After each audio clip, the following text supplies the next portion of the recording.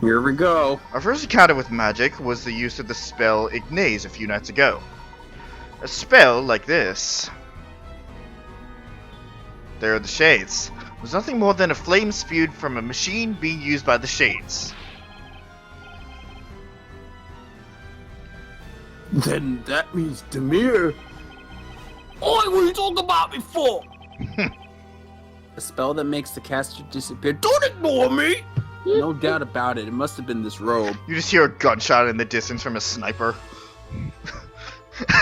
Everybody just puts a thumbs up and then goes back to the trial. So wait, was anybody actually murdered in these cases? No. No. Okay. There is no actual murder, although... Except Belduke. Well, but that was a suicide. Murdered. That was a suicide. Oh, that's... Still a murder. Next is the incident with Goldor, the spell that transmuted me into a gold statue. While I understand this may sound a bit absurd, I can only surmise. Ugh! You're touching his butt! It's a replica, Pooja. It's not real. We just went over this. That the Shades created a gold statue in my image, took me and left it in my place the instant the incantation was uttered. Yeah, because they just had a mold of Layton just laying around. They were keeping it in like a closet, like, finally, this will come in handy. Professor, this is no more absurd than anything else that's happened so far. We can therefore conclude that all of the magic in Labyrinthia was created in a similar vein. What do you say to that, Miss Darklaw? Now you see why Professor Layton decided to take the Inquisitor's bench, Pooja? Mm-hmm. I'd expect nothing less from you, Inquisitor Layton. Phoenix gets no praise. No, fuck Phoenix. At any given time, People want to do that, Rob. there were between 5 and 10 witches in town. All of the witches were accompanied by Shades at all times. It was easier than you would think. You see, the Shades living in Eldritch Woods total in the hundreds. Whoa. It was simply a matter of having each of the Shades operate in shifts in order to watch over each of the witches within the town. I must say, Lady Darklaw, that is quite a number of shades. I gotta remember that his voice and the storyteller are not the same. Quote from me hours ago. Wait. If the Shades were faking the magic the whole time, then there were never any witches. It was not only those who fell victim to the flames that were turned into Shades, but their victim... I said something different before, whatever. But their victims, too, were made permanent residents of the Eldritch Woods.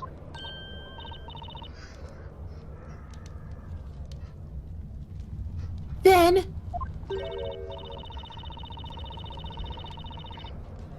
those two shaggy thieves from before were turned into Shades? Ah, yes. You mean Robs and Mugs. Despite... Oh, of course, that's their name! Welcome to Capcom! Also, wait, didn't we see them in the fucking tavern? No, we didn't. Or I'm thinking of someone else. Despite their dubious appearance, those two were a couple of my best Shades.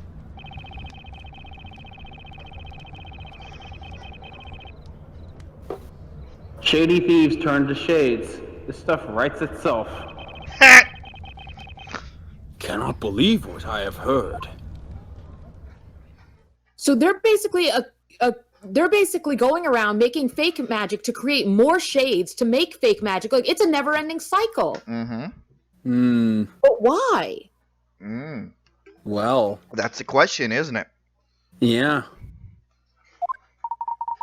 However, there is still one thing I do not understand just yet. And what would that be? As had just been explained, we have established that there's no possibility of magic being real. But replacing me with a gold statue to give the illusion of a transmutation, for example, well, it sounds simple enough. I myself, and presumably also Miss Faye, have no recollection of this replacement actually taking place. There's the missing link. Hey, that's right. The professor got all blingy before I could even bat an eye. It begs the question, how and when was that statue created, let alone used to replace me? That is true.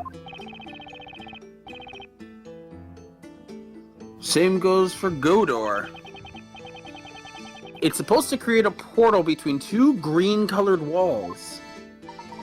Perhaps that is exactly why the spell can only work on green walls, Mr. Wright. Still, it'd be impossible for the Shades to get those portals ready so quickly. I agree. If we take a moment to think, we can see that all of these spells have one strange thing in common. They're ridiculously fast! Nobody remembers the actual process happening. A thing in common? Because think about it. If it wasn't predetermined and a witch was just like, I want to use Ignace, they need to get a fire machine ready, they need to get all the wires ready, and they need to get everybody in position. There's no way that they could predict that fast. Yeah. So, how does it happen? Yes, indeed. Almost as if some time between the start and the end of the incident was unaccounted for. Furthermore, any memory I might have had regarding the incident seems to have simply disappeared in the process. I've got it, Nick! It's just like what happened to Kira. We got absolutely no memory of her life in Labyrinthia before the trial, right? Yes, I do not remember this Kira you speak of. And, oh yeah, when you really think about it, doesn't it seem super weird how the Shades were able to return to town if they complete their task? You're right, Maya. I mean, the townsfolk are bound to remember some things about them, right? Like how Miss Kiri here threw a major hissy fit in court and was barbecued for being a witch. Oh man, that was very fun. That was a scene. Eloquently put, Mr. Wright. Hence, we cannot yet conclude that this entire illusion was primarily accomplished through the use of machinery. Simply put, there must have been some way of affecting the memories of all those within the confines of this town. Missing time and lost memories. Now that is interesting, Inquisitor. You are correct. There is in fact a secret that lies within the depths of the Eldritch Woods. Something that the people of this town cannot see. Something that can rob people of their time and memories. 'Tis the very thing that connects all of what you have heard tonight. 'Tis a secret of monumental proportions. What the fuck is happening? And let me guess. You're not telling us. It's a secret that cannot be revealed by the mistress of the Eldritch Woods, is that right? Yes. An excellent deduction, Defender. F you. No, fuck fine, you. It's fine, I already know I know the reason. Oh, I do too. Witches' souls wander astray within the Elden Woods. Eldritch Woods. The Elden Woods. Bumpa. Just Zelda music just starts. No, never mind. Keep going. Wait, that was the wrong Zelda music. It's dun dun dun dun dun dun dun. That's the one. Dun dun dun dun dun dun dun. Until tonight, I thought this children. Listen later, Rob, because I know once we start, we'll just not stop. I thought his children were nothing but a mere fairy tale. Wait. Until tonight, I thought these children were fairy tales told by children. I thought this was nothing but a fairy tale told by children, but it's become clear that a seemingly large organization lies with. I've already lost the accent within that forest.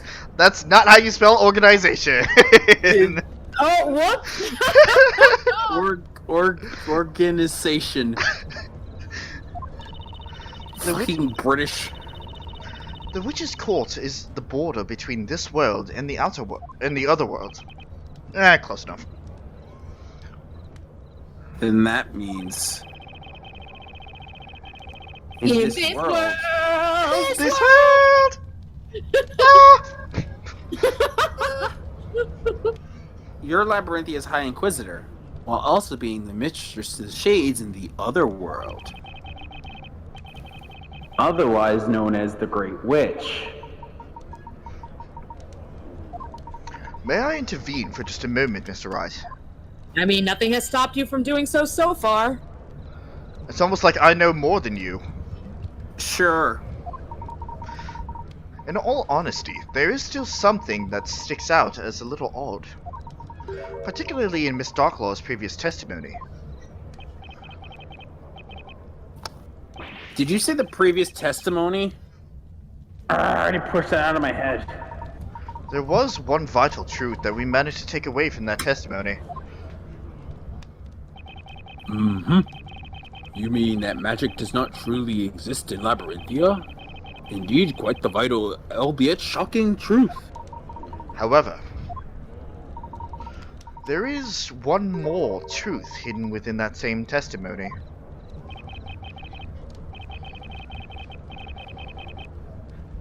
There's something else in that testimony?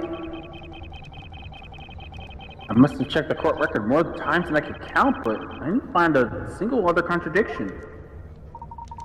Have you forgotten already, Mr. Wright? When there is no evidence left, we have but one more weapon at our disposal with which to uncover the truth. Our hearts. Oh, hey, I've got it, Nick. What the hell is this music playing? I don't know, but it's really jazzy. Oh, yeah. This is my theme song, Miss Faye. You like it? No, that's not your theme song. Remember, in a witch trial, you can cross-examine two witnesses at the same time.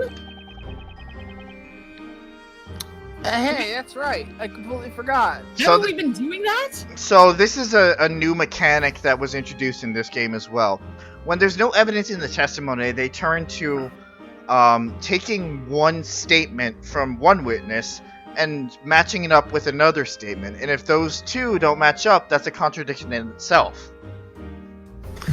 They did this, like, one other time. I think it's twice, actually. Well, okay, one each trial, but There you still. Yep. I completely forgot. Being able to have a look at two testimonies side by side is bound to turn up a contradiction somewhere. And that contradiction should provide us with a much-needed clue. Man, it's almost like they kind of altered and repurposed it in a feature game. I don't know.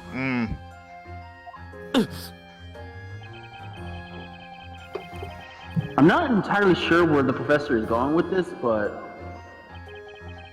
I believe his judgment. Besides, I believe in his judgment. Besides, if we're going to blow this case wide open, it's got to be worth a shot.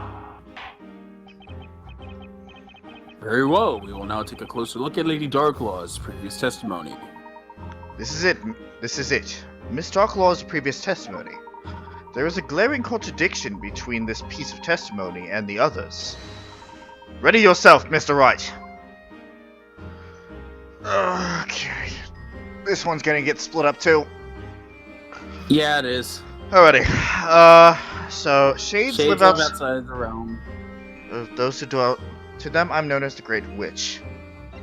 Miss Darklaw is a venerable mistress. She assigns us our tasks. She was the Great Witch.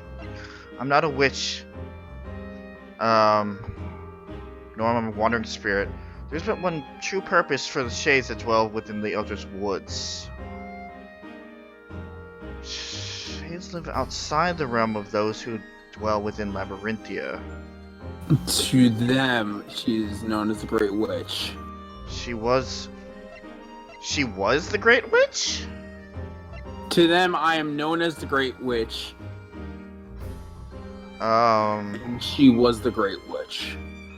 The people put to the flames, witch trials become shades who lives in the woods. Who live their lives in the woods. With our venerable mistress who assigns their tasks, not a Why witch. did you say hint coin? Yeah. Because I don't think it's the third one. I want to say it's the third one. Oh. Not a witch. Nor a wandering spirit. But that was really throws me off. Yeah. It is. Whoa, this is cool! And then they run back to their benches. It's like, we pose, we're good? Alright, now go! I will say, that has happened at least once every other trial, and it's amazing. Yeah. I freaking love it. I love it. That was very sneaky.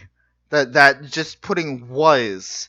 Because if it wasn't for that was, I probably wouldn't have been able to pick it out. I noticed it, but I'm like, okay, I guess it doesn't mean anything. There's obviously a huge discrepancy between these two pieces of testimony. Miss Darklaw stated that she is known as the Great Witch. However, according to Miss Kira's testimony, Miss Darklaw was her venerable mistress, the Great Witch. That is correct. She was the Great Witch. Note Miss Kira's use of the past tense. Past tense? I'm afraid my grammar is not quite what it used to be. May I ask what you mean? Time for an English lesson. Here we go. It's simple. Miss Darklaw was mistress to the Shades, or as they now called her, the Great Witch. Therefore, she is no longer the Great Witch. Hence why she didn't give her orders. She is not the Great Witch? Witness, is this true? Very good, Pooja. I wasn't sure if you were gonna pick up on that. The fact that when Darklaw got up to the bell tower, and she was surprised to see that Miss Kira was there, means that the orders went. And she even said that, like, oh, he's getting in the way. Mm-hmm. Huh?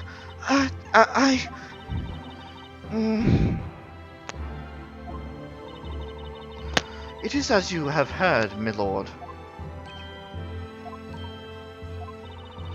I relinquished my position as Great Witch in order to fulfill the objective of this task. What would that objective be again? Become Bezella? That would be the assassination of the storyteller, Your Honor.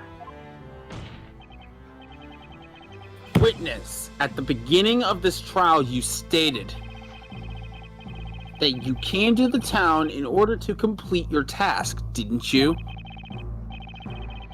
What's more, you said that you were going to summon the fire dragon to do it. Now this task, it wasn't Miss Darklaw here that gave it to you, was it? No, it wasn't. So then, the most pressing question is, who was it that gave you that task? Who told you to come to Labyrinthia and assassinate the storyteller? You have to tell us now. I cannot tell you, no matter what. Oh. It's fine. We can figure it out from here. Mm-hmm. So Darklaw isn't the Great Witch anymore. Which must mean the mastermind behind this entire thing is... It would seem the defense has worked it out as well. Yes, indeed. Mr. Wright, you know who really gave Miss Kira a task tonight, do you not? Defender, I ask you to enlighten the court. Show us who really gave this witness her a task to assassinate the storyteller. It was funny that you mentioned that. It was the storyteller himself. Knew it. The storyteller?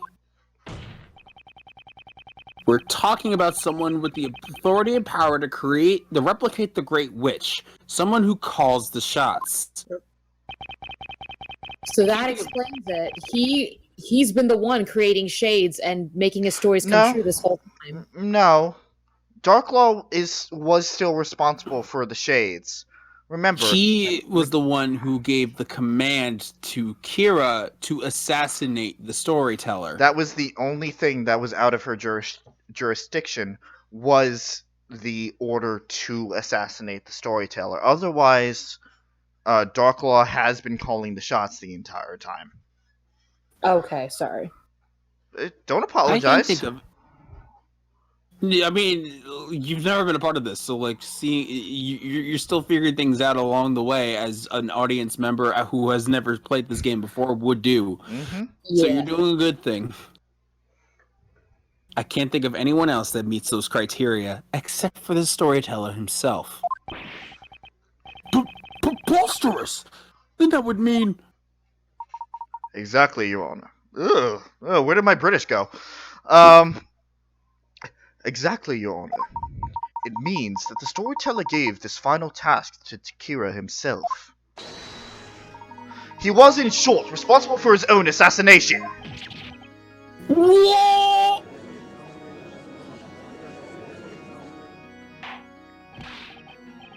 Order in the court! But for what purpose? Hold on, I need to turn my space heater off. It's getting way too hot here. Alright, I'm gonna turn mine on. Oh, but why would he plan his own assassination? That I cannot say, Your Honor. However, the final chapter of the story does tell of his inevitable death. While he assigned this task to Kira himself, it is perfectly natural that he would do so. However, what is not natural is your behavior tonight, Miss Darklaw.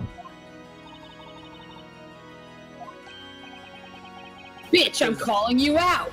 Because Layton knows more than she does. Well, than Phoenix does. Wow, why did it take me so long to say the name? What was unnatural about the High Inquisitor's behavior? And I think it was funny, the fact that you ducked out just before we were investigating the storyteller's room there, Pooja. What? Because, I had to go. No, I understand that, but what I'm saying is, it's funny because that was the piece of the puzzle that would have caught you up to the rest of everything. If you were there just for that part, you would have been able to piece everything together. So I think that was funny, and we got to see you trying to figure it out here today. Okay. Alright. So, in a way, it was actually good that you missed out on it. Okay. You were once the head of all the Shades, and yet tonight you tried to interfere with the storyteller's plan. You rendered Miss Kira unconscious, and locked her away in the belfry of the bell tower. That to me seems like the activity of someone aiming to put a stop to the plan altogether. Indeed. Lady Darklaw, what would be the reason for such behavior? I leave that to you, Mr. Wright.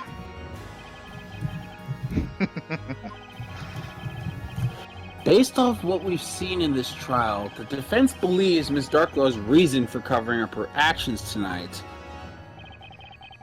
can only be attributed to one thing. This plan was handed down by the storyteller himself. And Ms. Darklaw was definitely aiming to put a wrench in it. But why? She tried to betray the storyteller.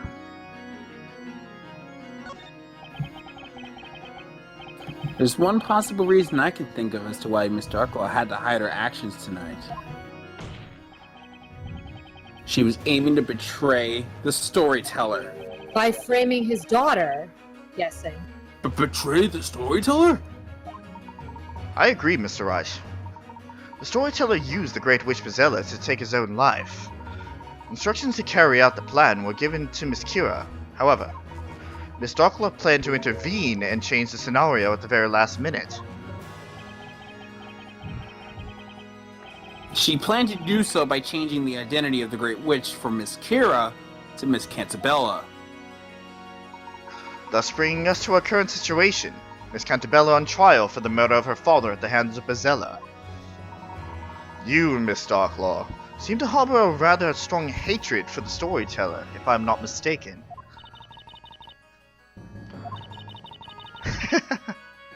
Ooh. A hatred, you say? Yes, I suppose you could call it that. Ooh. That's right. Behold, my revenge. Did you say revenge? Miss Darklaw, please tell the court of your plan. Will you please tell the court of your plan for revenge? If you insist. At this point, why not?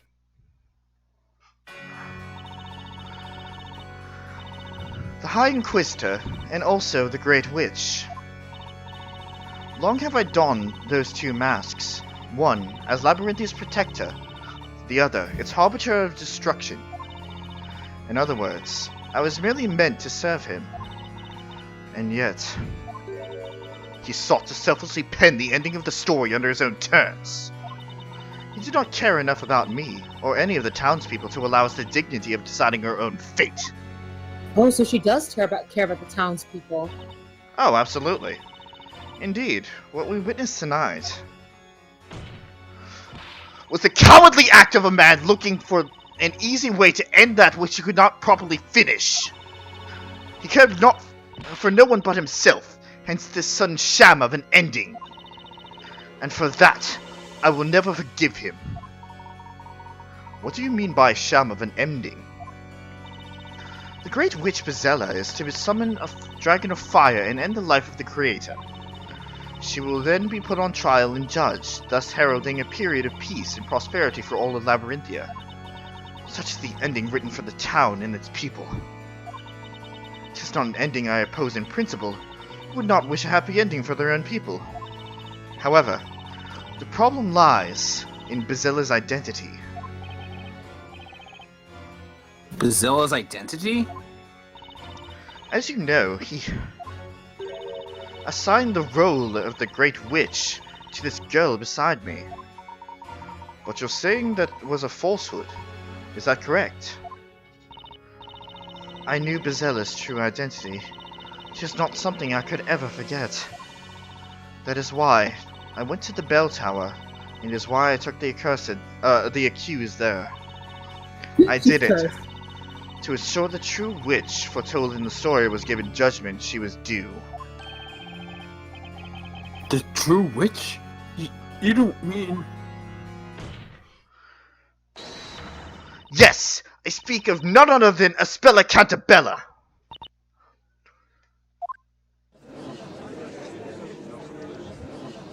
Objection! Objection! Miss Darklaw, there's a glaring contradiction in your statement. And what would that be? It's supposedly common knowledge that Bezella is capable of using all magic. However, that is far from the truth. Magic does not actually exist in this town. It was all one giant illusion created by the Shades. Therefore, the Great Witch Bezella cannot exist either!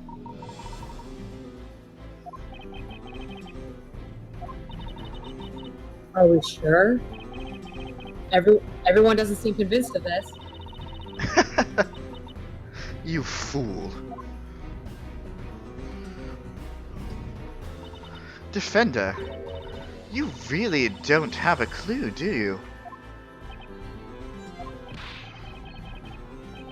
But wait a minute just now! Is the defender not correct?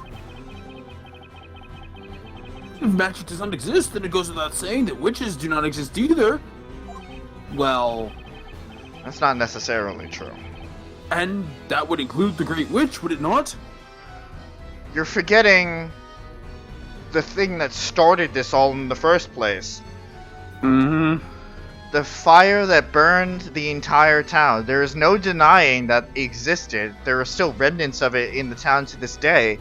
So something happens, and Darklaw seems damn well convinced that Bezella was the cause of it.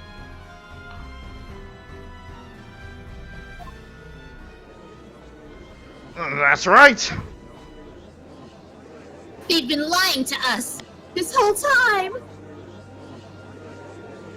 Bastards! Whoa! One letter close to that. Oh, they do that in Fire Emblem too. They also do that in Fire Emblem. Bezella isn't real! Objection. Objection. God. You, shut up. Yeah, stop, Olivia. Mr. Wright, there is a fundamental mistake in your argument. What do you mean? I have but one simple question. What exactly is Bezella? Well, she's supposed to be the head of all witches. Allow me to reword the question. The Great Witch Bezella is the root of all disaster within Labyrinthia. Knowing that, what specific disaster might she have been the root of? That would be, the tragedy. Mm-hmm. I just thought of something. We've been hearing Bezella's name left and right since we got here, but not once has the real Bezella shown up in person. Yes! No. Fucking... I was trying to think of that phrase that we mentioned a little while ago. I know what caused it. It was the Bamamta! The biggest, most awful, most tragic event in human history. Indeed. Bamamta! Indeed, Miss Faye. Bezella herself has been virtually absent from the story thus far. But Inquisitor, did she not claim the life of the storyteller tonight? So is Bezella not actually a person, but a thing? It would appear so, Your Honor. However, there is just one more thing. Consider this. Which particular story is every citizen of Labyrinthia most familiar with? Well, that would have to be the legendary fire, right? Precisely. Surely you're not serious. As the name implies, that is but a mere legend. No one knows for certain if it occurred. So they say, but the reality is there are still traces of that terrible fire within the town today.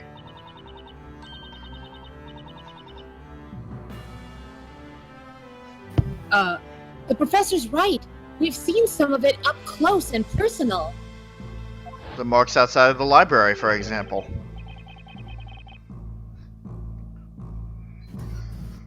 Yeah, at the Great Archive.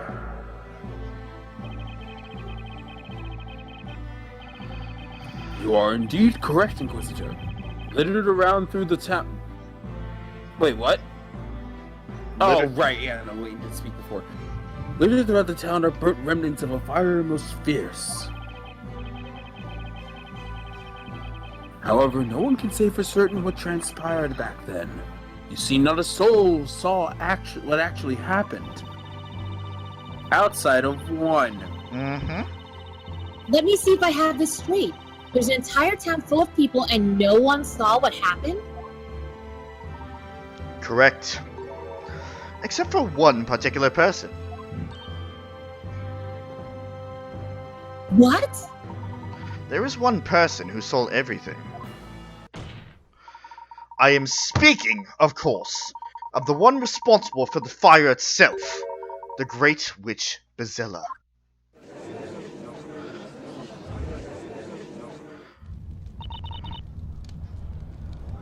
Oh, Chris!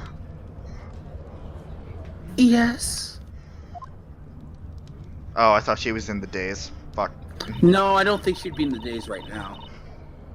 I remember it. All of it. Isabella, what are you saying? When I close my eyes, I can picture it so vividly. This has happened 3 times before, if I remember at the game. First, when we saw the painting underneath the Great Archive. The second, The next in the ruins. No, the second one was in the jail cell.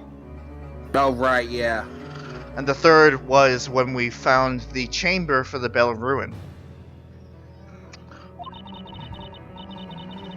The awful sight of the flames engulfing everything they touched. The scorching heat on my skin. The smell of burning cinder all around me. The large plumes of black smoke.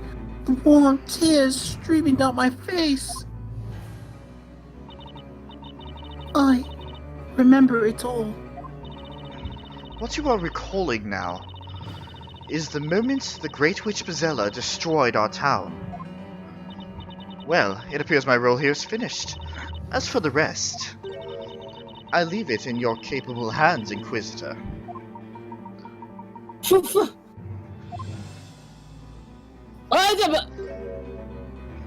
vanished. Huh? Oh, she used a robe, probably. Just vanished into thin air. She's right. These memories are proof that I... Oh wait, fucking. Yeah, I see the days now. I gotta find the thing. Here it is. Hold on, let me summon my inner demon. are proof that I am Bezella. But Espella! Mr. Wright. Remember, if you will, what I said at the beginning of this trial. I came here to prove that Espella Cantabella is in reality the Great Witch Bezella. Right. There is still one more thing I wish to present to the court. I would now like to call the final witness to the stand. Luke? The final witness?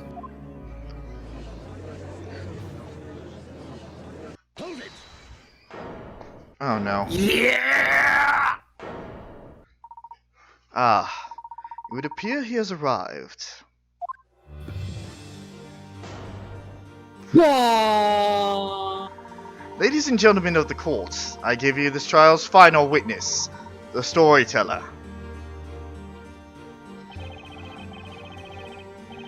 And just like that, he appeared. The man who died not hours before. And the victim of this very trial. The storyteller himself. The professor sure chose one heck of a final witness. Morning is drawing closer and closer. How this trial will end is anyone's guess. Who hasn't played this game already? We keep saying it over and over. To be continued. We keep saying it over and over again. But there's no more japes. This final section. Nope. It's actually the end. This final section. It's going to be quite a long one because we have a whole. Oh, it's gonna be a heckin' long. Because we have quite a bit of information and quite a bit of holes to fill. But this is going to be the final section. So, thank you for joining us for these last 2 episodes. In the next episode, we cross-examine the storyteller himself. Thank you guys. Known as the final witness of this game. Thank you guys for watching. And see you guys later.